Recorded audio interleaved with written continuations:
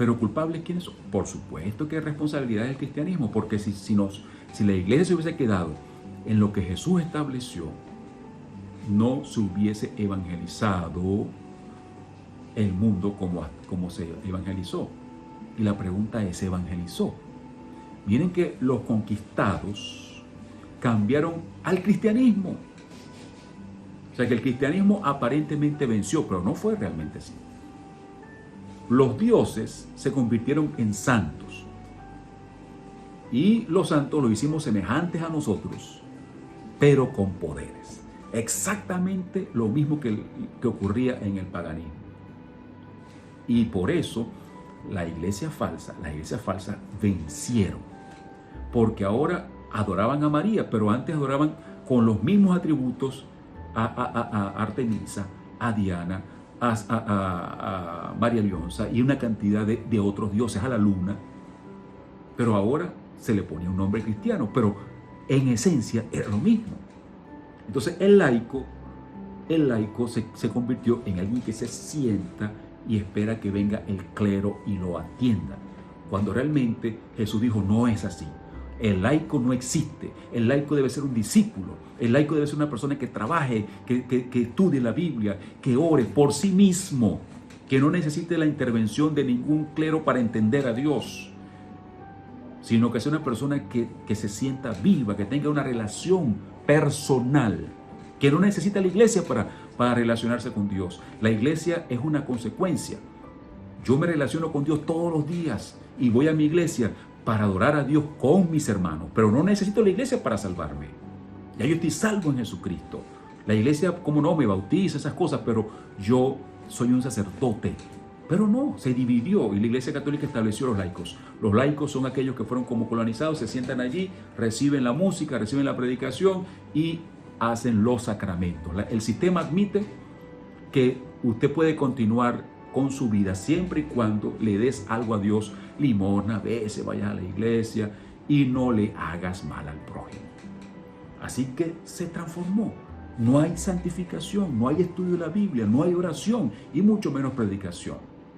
Así que el conquistado aceptaba el nuevo sistema, aunque podía seguir con algunas de sus viejas costumbres, pero con nuevos nombres, como lo hemos ya conversado. Así que les decía que todo este sistema no significa que no existieron en este sistema del catolicismo personas buenas. No, muchas existieron. Muchos murieron, muchos misioneros, sacerdotes, monjas fueron muertos, sacrificaron su vida por Jesús y por la misión, tanto en el Atlántico como allá, como en el Pacífico, entre las islas por allá, fueron comidos muchos por caníbales, y en la misma América muchos murieron. Así que no estamos hablando aquí de personas, estamos hablando de un sistema, Como consecuencia, la iglesia en la Edad Media se convirtió en una de las instituciones más poderosas, si no es la más poderosa, que podía cambiar imperios, poner reyes, y se estableció un sistema, miren, muy pernicioso para el cristianismo y para el mundo también. Y esa fue la razón por la cual llegó la Revolución Francesa. Cuando llegó la Revolución Francesa fue en contra de dos cosas: contra el clero y contra la aristocracia, que estaban juntas. ¿Y por qué estaban juntas? Porque fíjense, si yo era el sucesor al trono, yo tenía que tener mucho cuidado y estar bien conectado con la iglesia. Porque si yo era el sucesor al trono, y a veces habían varios sucesores, la iglesia tenía que escoger quién, muchas veces. Y supongamos ¿quién era el que me coronaba? Pues la iglesia. ¿Y por qué la iglesia era la que me debía coronar? Porque yo representaba a Dios, y el sacerdote o el obispo o el papa representaba a Dios, y por eso él tiene que coronarme a mí. Ahí estaba la unión. Y entonces, para yo estar bien con la iglesia, tenía que darle terrenos, tenía que darle riquezas a la iglesia. Y la iglesia entonces perdió su noción, perdió su esencia, y se corrompió la iglesia, porque la política corrompe, porque es la que maneja el dinero. Y entonces, cuando vino la Revolución Francesa contra la aristocracia, si la iglesia hubiese estado separada, no hubiese habido problemas con el cristianismo. Pero lo primero que hicieron fue ir a la iglesia de Notre Dame, arrancar o derrumbar la esfinge, la estatua de María, pusieron una prostituta allí, porque se levantaron en contra del cristianismo, porque el cristianismo estaba pegado, conectado, estaba metido en la política. Y por ejemplo, la Iglesia Católica, después de la conquista de América, llegó a ser una de las instituciones económicas más grandes del mundo, porque estar metido en política. Y entonces comenzó lo que se llamó, o no comenzó, sino que se aplicó dos tipos de evangelización. La evangelización por la fuerza, que es cualquier intento que trae la Iglesia Católica, por más benigno que se piense, carga una violencia que se expresa en la idea de suponer que el católico es más verdadero que lo indígena, que lo musulmán y que lo protestante. En otras palabras, se estableció el sistema de evangelización donde llegaban los misioneros, que no eran padres que llegaban tímidamente con las Biblias, así como llegamos a veces a predicarnos, sino que llegaban con ejércitos y convertían a la fuerza a todos. Si no, eso fue lo que pasó. Por eso que desaparecieron las poblaciones indígenas. Primero, por las enfermedades que trajeron los blancos. Segundo, porque la gente que no quería aceptar las tradiciones o el cristianismo, entonces muchos murieron, miles murieron. También se estableció el sistema de evangelización por las buenas. ¿Cuál fue ese sistema? Bueno, se les encomendó a las monjas, a las damas. Y la estrategia era que por la debilidad física de la mujer y aparentemente por su debilidad intelectual, cosa que no es verdad, no podían, transmitían el mensaje a los conquistados de que ellas no querían cambiarlos, ni tampoco querían dominarlos, ni dañarlos, por supuesto. Y entonces esa estrategia iba unida, trabajaba con la imagen de una madre, por eso se le llama a las monjas madre, ¿ok? Esta idea estuvo además apoyada por el uso de la Virgen como principal deidad católica para enseñar, porque la intención era eso: somos una iglesia que quiere cuidarte, que quiere regalarte, que quiere. Entonces ese fue el sistema de evangelización o colonización por las buenas. Había un sistema por las malas, y si no se podía por este sistema, entonces se lograba por el otro sistema de evangelización. Al final el resultado era el mismo. El laico decía, bueno, me quitaron, me tienen que dar. Disculpen, el laico era alguien que se sentaba y tenía a alguien que le enseñaba, al clero que le enseñaba. En la metodología, en los dos casos, fue la que se llamó el método racional adoptado en cada caso. ¿Qué significa eso? Consistía en aprender las creencias indígenas para comenzar a educar desde los conceptos conocidos a los desconocidos. Y el problema de esto es que muchas cosas de las religiones paganas se introdujeron, y por eso nosotros vemos hoy como en las mismas tiendas se venden los santos católicos junto con los santos no católicos, no cristianos. Usted puede ver allí la Virgen María y al Niño Jesús, y aquí ve a San Pedro, y allá ve a José Gregorio Hernández, la Virgen, ve aquí a la Virgen, ve allá todos los santos, los orichá, y todo eso están juntos. ¿Por qué? Porque es la misma cosa. En el fondo son la misma cosa.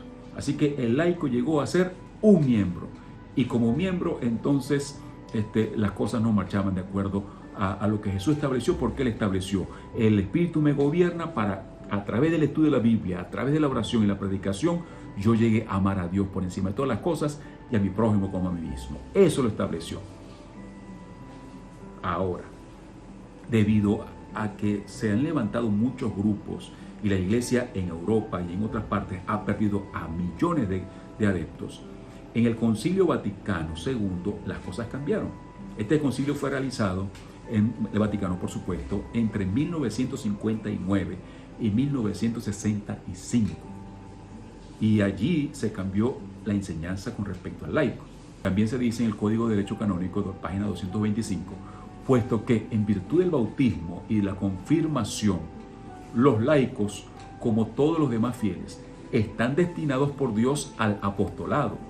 Tienen la obligación general y gozan del derecho, tanto personal como asociadamente, de trabajar para que el mensaje divino de salvación sea conocido y recibido por todos los hombres en todo el mundo. Obligación que les apremia todavía más en aquellas circunstancias en las que solo a través de ellos pueden los hombres oír el Evangelio y conocer a Jesucristo. Así que el Concilio Vaticano cambió el papel del laico. Ahora el laico debe predicar el Evangelio. El problema está en la base. En la base. Si yo elimino la Pascua, el Pentecostés no tiene sentido. Y por eso, ¿qué van a predicar los laicos católicos? Y esa es la razón por la cual muchos están involucrados, pero la mayoría no están involucrados. Porque si aquí en mi país todos los que nacen son bautizados, ¿a quién le voy a predicar? ¿A quién le voy a predicar? Y ustedes ven que la Iglesia Católica tiene un sistema de predicación interno. Están los catecúmenos internos, pero muy pocos en América y en Estados Unidos predican a través de las instituciones y otras cosas. En otros países sí tienen una predicación un poquito más agresiva, pero el sistema lleva al laico a no preocuparse por la predicación y mucho menos preocuparse por el estudio de la Biblia y mucho menos por la oración, porque lo que me lleva a mí a preocuparme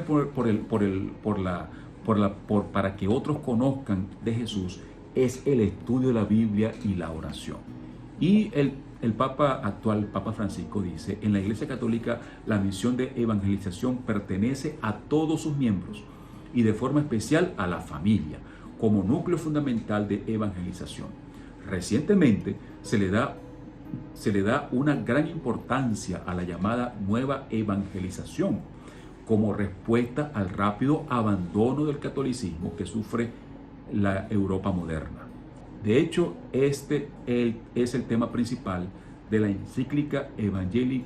En esta encíclica, el Papa Francisco anima a la totalidad de la Iglesia a realizar la carisma. Así que debido a la pérdida de miembros, entonces la Iglesia ha cambiado por lo menos su posición en cuanto a la evangelización.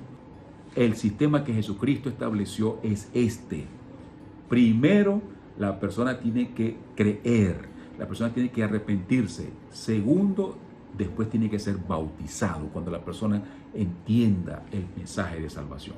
Así que, como consecuencia, si se elimina el arrepentimiento, el bautismo no tiene ninguna razón de ser.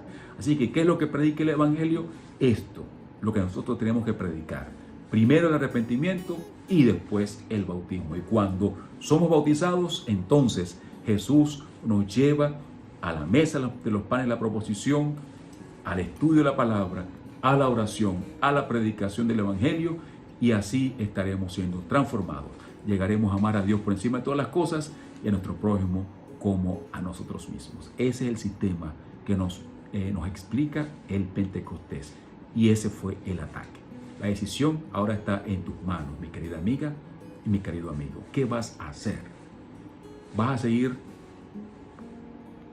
lo que Jesús estableció o vas a seguir lo que hace la mayoría? Eso depende de ti.